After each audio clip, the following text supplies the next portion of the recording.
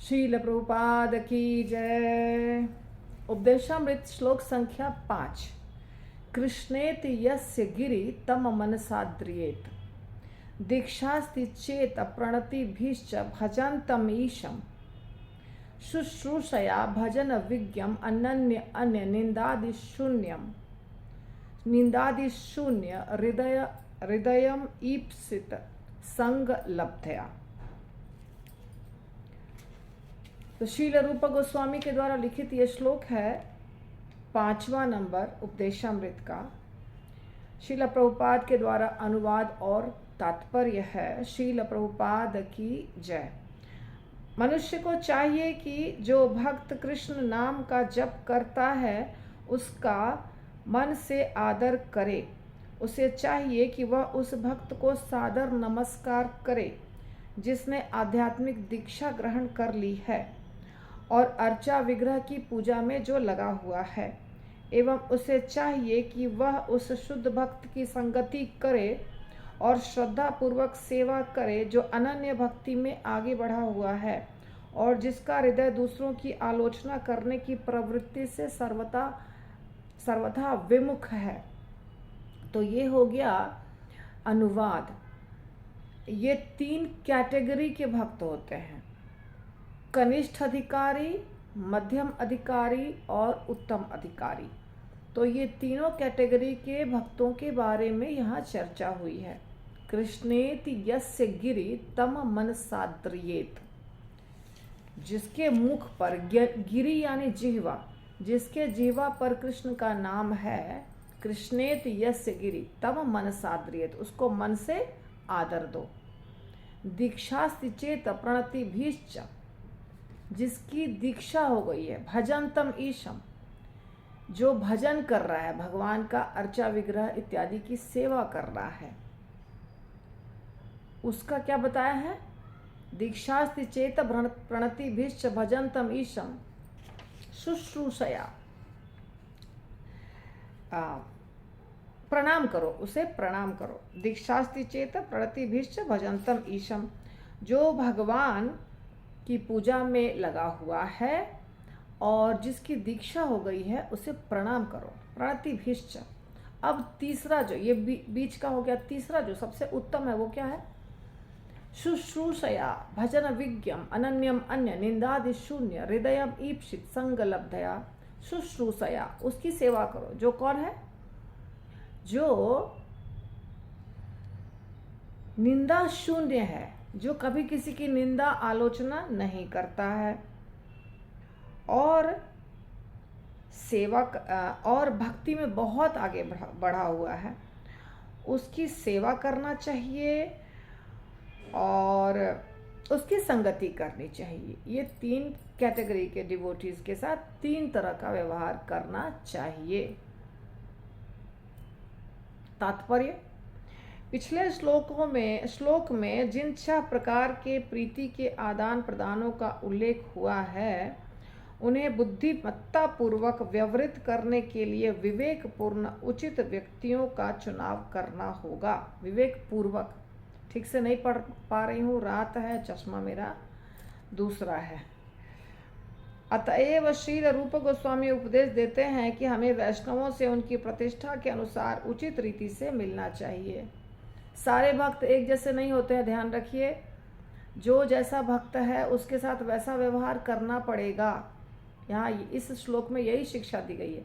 अभी जैसा हमने पहले देखा, ददाति प्रतिगृह्णाति गुह्यम आख्याति पृच्छति भुंक्ते भोजयते चैव षड्विधम प्रीति लक्षणा। तो 6 प्रकार के प्रीति लक्षण है या प्रेम पूर्वक व्यवहार है, भक्तों के बीच में होना चाहिए। पर यदि हम एकदम कनिष्ठ अधिकारी, जो बहुत शुरुआत का भक्त है, उससे जाकर अपने दिल की बात कर देंगे, गुह्यम आख्याति कर लेंगे, तो गड़बड़ हो सकता है ना। इसीलिए यहाँ पे प्रभुपाद बता रहे हैं तात्पर्य में, रूप गोस्वामी बताए हैं श्लोक में, कि जैसे भक्त हैं, जिस स्टेज पर भक्त हैं, वैसा समझ करके हमें व्यवहार करना पड़ेगा। ये भक्त उत्तम अधिकारी है कि मध्यम अधिकारी है कि कनिष्ठ अधिकारी है, सबके साथ सेम व्यवहार नहीं करना है। इस श्लोक में इस श्लोक में वे हमें यह भी बतलाते हैं कि 3 प्रकार के भक्तों, कनिष्ठ अधिकारी, मध्यम अधिकारी और उत्तम अधिकारी के साथ किस तरह से व्यवहार किया जाए। कनिष्ठ अधिकारी नव दीक्षित है, जिसे हरिनाम की दीक्षा गुरु से मिली है और जो भगवान के नाम का जप कर रहा है, प्रयास कर रहा है जपने का। ऐसे व्यक्ति को मन ही मन कनिष्ठ वैष्णव के रूप में सम्मान देना चाहिए। तो हम ये चर्चा कर रहे थे कि कैसे 3 प्रकार के भक्त के साथ समझ करके अलग अलग व्यवहार करना चाहिए। तो रूप गोस्वामी अभी बता रहे हैं और उसको प्रभुपाद वर्णन कर रहे हैं, बता रहे हैं कि कनिष्ठ अधिकारी अभी अभी दीक्षा हुई है, हरिनाम जपने का प्रयास कर रहा है और उसे मन ही मन आदर देना चाहिए, सम्मान देना चाहिए। मध्यम अधिकारी गुरु से आध्यात्मिक दीक्षा प्राप्त किया हुआ है और गुरु से भगवान की प्रेमा भक्ति में पूरी तरह से व्यस्त रखता है। उसे भक्ति मार्ग के मध्य में स्थित समझना चाहिए। दीक्षा तो तीनों कैटेगरी के डिवोटीज की हो गई है, कनिष्ठ, मध्यम और उत्तम। पर कनिष्ठ अभी नया नया है, उसकी नई नई दीक्षा हुई है और वो हरिनाम ले रहा है और जपने का प्रयास कर रहा है। उसे सिर्फ मन से आदर देना है। मध्यम अधिकारी की आध्यात्मिक दीक्षा हो गई है और वो भगवान की सेवा कर रहा है ना, वो अर्चा विग्रह की सेवा कर रहा है। वो उसकी ब्राह्मण दीक्षा हो गई है अभी के हिसाब से, जो हम समझते हैं। अर्चा विग्रह की सेवा में कौन जुड़ा रहता है? जिसकी ब्राह्मण दीक्षा हो गई है। तो ब्राह्मण दीक्षा वाले भक्त अपने आप को उत्तम अधिकारी नहीं समझे। उत्तम अधिकारी एकदम अलग कैटेगरी होता है, तो उसको मध्यम अधिकारी समझना चाहिए। उत्तम अधिकारी वह है जो भक्ति में बहुत आगे बढ़ा हुआ है। वह अन्यों की निंदा बिल्कुल नहीं करता है, निंदादि शून्य है और उसका हृदय बिल्कुल स्वच्छ रहता है और उसे अनन्य कृष्ण भावनामृत अवस्था की अनुभूति हो चुकी होती है। श्रील रूप गोस्वामी के अनुसार ऐसे महाभागवत की संगति करनी चाहिए और सेवा भी करनी चाहिए। मनुष्य को चाहिए कि वह कनिष्ठ अधिकारी ही नहीं बना रहे जो सदैव भक्ति के निम्नतम स्तर पर रहता है और केवल मंदिर के अर्चा विग्रह की पूजा करने में रुचि दिखाता है। यहाँ कनिष्ठ अधिकारी को भी अर्चा विग्रह की पूजा करने वाला भक्त कहा जा रहा है। तो अर्चा विग्रह की पूजा कनिष्ठ अधिकारी नहीं करते हैं, मंदिर के अर्चा विग्रह की पूजा। कनिष्ठ अधिकारी यानी कनिष्ठ अधिकारी कोई भी हो सकता है, उसका दीक्षा से कोई संबंध नहीं है, पहली दीक्षा या दूसरी दीक्षा वो नहीं हो सकता है। ब्राह्मण दीक्षा हो पर फिर भी लेवल हो कनिष्ठ वाला, ऐसा हो सकता है। इसीलिए इस्कॉन का जो रूल है दीक्षा का, उससे मत कैलकुलेट करिए। कनिष्ठ अधिकारी वो है जिसका स्तर है नीचा स्तर, सोचने समझने की शक्ति बहुत नीचे स्तर की है, उसे कनिष्ठ कहते हैं। मध्यम कहते हैं जिसका लेवल थोड़ा कनिष्ठ से ऊंचा है, थोड़ा नहीं बहुत ऊंचा है। और उत्तम तो हम लोग कोई है ही नहीं, उत्तम तो बहुत ऊंचा स्तर है, वो महाभागवत होते हैं। तो इसलिए ऐसे भक्त का वर्णन श्रीमद् भागवतम के 11वें स्कंध में हुआ है। यही वाला तीनों जो कैटेगरी है ना, वो तीनों का वर्णन हुआ है 11वें स्कंध में। पहला श्लोक जो है, अर्चायाम एव हरे पूजाम यह श्रद्धये हते न तद्भक्तेषु चान्येषु सभक्त प्राकृत स्मृतः। प्राकृत भक्त यानी कनिष्ठ अधिकारी। जो व्यक्ति मंदिर में अर्चा विग्रह की पूजा में लीन रहता है लेकिन यह नहीं जानता कि भक्तों का या सामान्य लोगों से किस प्रकार व्यवहार किया जाए, उसे प्राकृत भक्त या कनिष्ठ अधिकारी कहते हैं। रूप गोस्वामी ने जो कहा कनिष्ठ अधिकारी का लक्षण, उन्होंने कनिष्ठ अधिकारी शब्द का प्रयोग नहीं किया है, पर उन्होंने कहा जो सबसे पहला कैटेगरी, वो ये कहा कि कृष्णेति यस्य गिरि तम मनसाद्रियेत, जिसके मुख पे कृष्ण का नाम रहता है उसका मन से आदर करो। कनिष्ठ अधिकारी शब्द का प्रयोग नहीं किया। श्रीमद् भागवतम में जो वर्णन है, जो श्लोक हमने अभी पढ़ा, उसमें वर्णन हुआ है प्राकृत स्मृतः, यानी कनिष्ठ अधिकारी है वो भक्त, वो प्राकृत भक्त है। कौन? जो अर्चा याम एव हरये पूजाम यह श्रद्धये हते, जो श्रद्धा पूर्वक अर्चा विग्रह की पूजा कर रहा है वो कनिष्ठ अधिकारी है।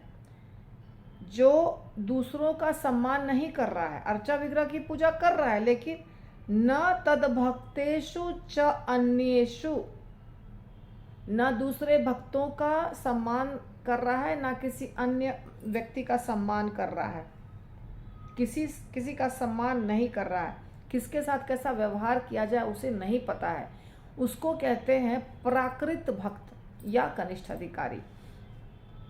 और रूप गोस्वामी कह रहे हैं जो हरि नाम लेता है वो कनिष्ठ अधिकारी है।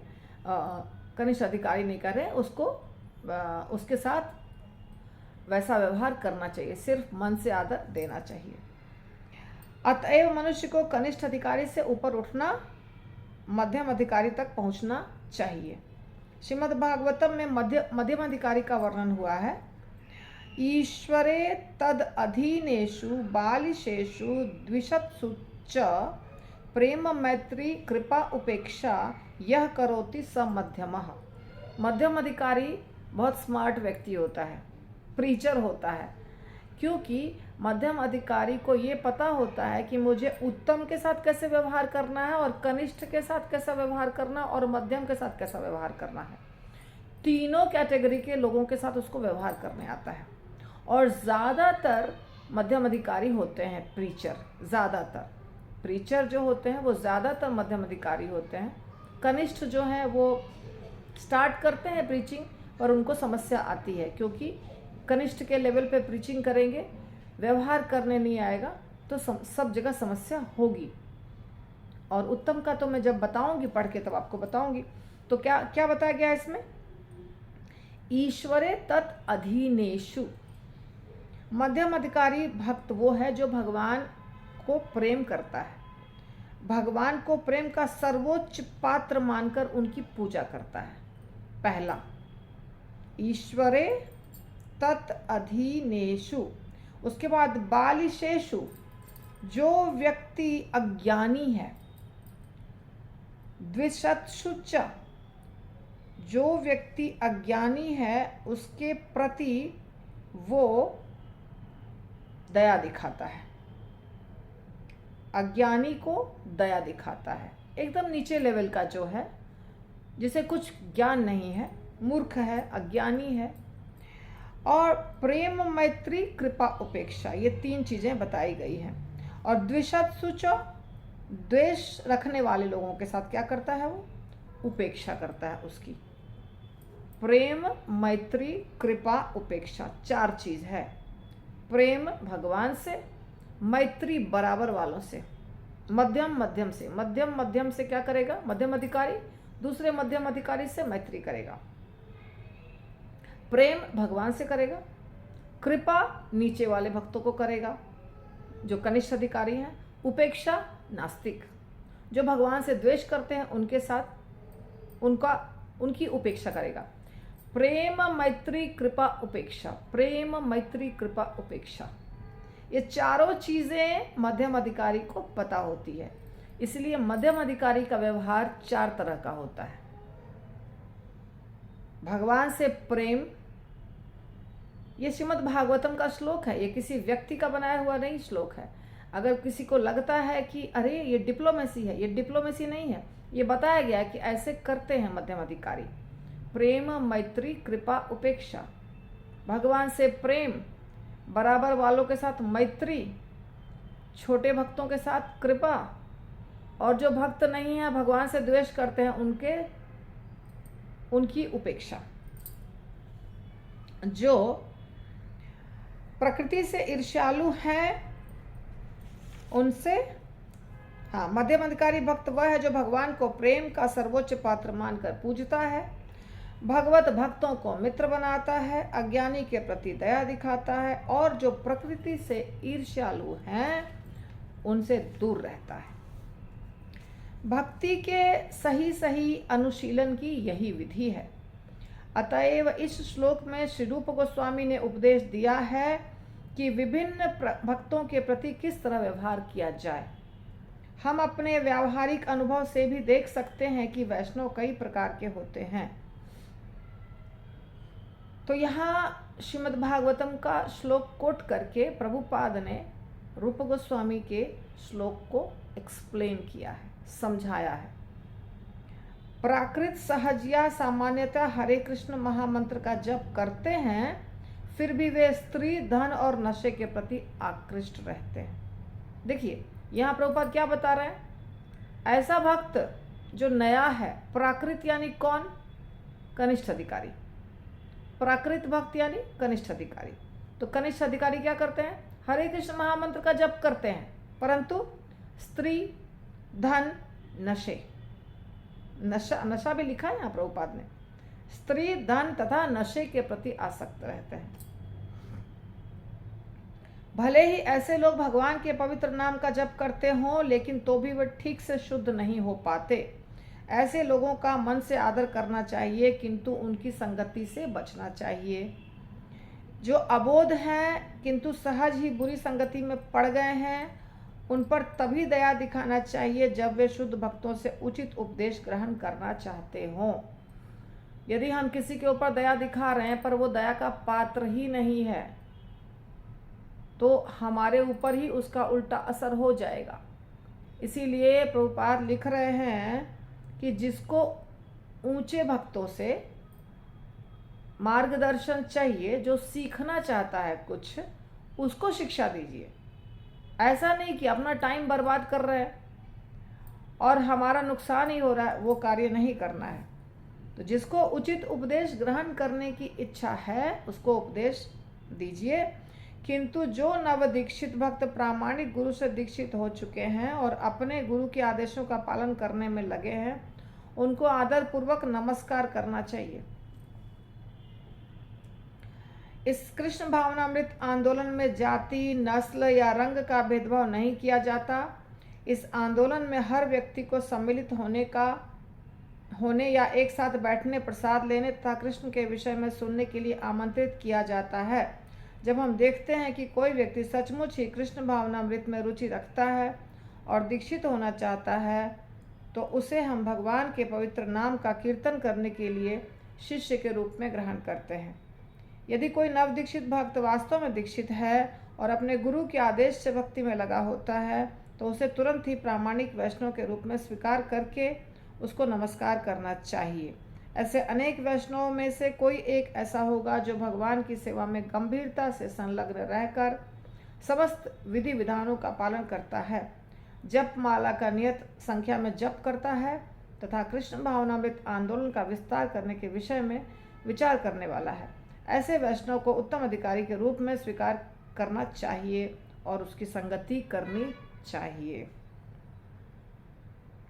तो उत्तम अधिकारी के बारे में बहुत अच्छा बताया है प्रभुपाद ने कि जो भगवान की सेवा को गंभीरता से लेता है, विधि विधानों का पालन करता है, जप माला में जप ठीक से करता है, कृष्ण भावनामृत को विस्तार करने के बारे में सोचता है और उसके लिए कार्य भी करता है, उसे उत्तम अधिकारी मानना चाहिए। ये उपदेशामृत में प्रभुपाद ने जो लिखा है ये गुरुओं के लिए भी है, क्योंकि प्रभुपाद ने लिखा है कि कैसे व्यक्ति को दीक्षा देनी चाहिए। दीक्षा कौन देते हैं, गुरु ही देते हैं ना। इसीलिए जो गुरु बनते हैं उनको भी देखना होता है कि जिसको हम दीक्षा दे रहे हैं उसके अंदर वो क्वालिटी है या नहीं है, है ना। जिस विधि से भक्त कृष्ण के प्रति आसक्त होता है उसका वर्णन चैतन्य चरितामृत में हुआ है। तो ये मैं अगले वीडियो में करूँगी, अभी तुरंत दूसरा रिकॉर्डिंग करूँगी। श्रील प्रभुपाद की जय।